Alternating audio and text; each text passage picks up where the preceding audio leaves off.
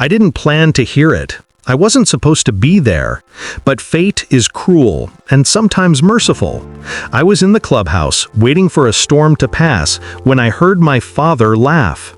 The kind of laugh that scrapes across your nerves because you know it hides poison.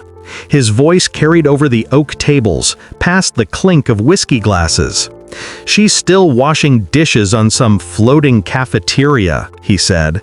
They laughed, his golf buddies, men with red cheeks, fat wallets, and thinner consciences. He meant me, not his daughter who clawed her way out of nothing, not the officer who carried out missions in silence, who buried secrets that could sink governments. No, just a waitress in his story, disposable and small. That was the moment, the inciting cut. The betrayal wasn't new, but the performance was.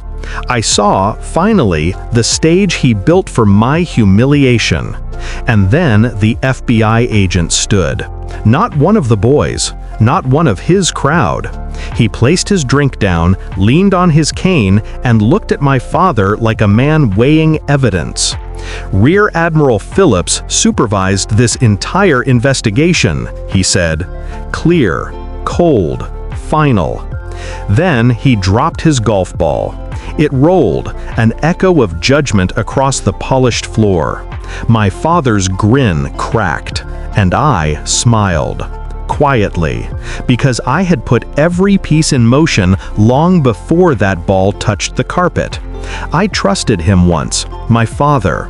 Trusted the man who taught me to aim straight, to clean my shoes before entering a room, to never show fear. I thought his pride in me was real. It wasn't. He used me, my career, my clearance, my silence. I was leverage for his business deals, his political handshakes. A decorated daughter on his resume of power. I should have seen it sooner. The missed calls he couldn't explain, the names he dropped like breadcrumbs in rooms where I wasn't supposed to listen. The way he always introduced me as the girl who cleans Navy kitchens. A joke, he called it, a harmless laugh. But jokes hide truth sharper than blades. I caught him one night, not in bed with another woman. Betrayal doesn't always wear perfume. No, he was at his desk, scribbling notes from a folder stamped classified. My folder, my operation. He stole information I buried in blood and silence overseas. He sold it, piece by piece, to men who never touched dirt under their nails. He didn't see me watching from the hall. He never saw me watch. I didn't confront him, not yet. Rage is fire. Revenge is ice. And ice carves slower, deeper. I filed away evidence. Dates, bank transfers, voices on recorded calls. Each step, each betrayal wrapped in silence until the file was fat enough to strangle him. I built allies in shadows, men and women who had also been cut open by his games. A lawyer stripped of her pension by his scheme. A contractor left bankrupt after signing his poisoned deal. Even the FBI man, yes, even him, whose brother rotted in prison while my father played golf. We stitched ourselves into a quiet brotherhood of the betrayed, and I was the needle. I let my father brag louder, let him believe I was broken, still washing dishes on some floating cafeteria. I smiled at dinners, raised glasses at birthdays, hugged him when he pretended to be proud, all while sliding papers across desks in rooms he'd never enter.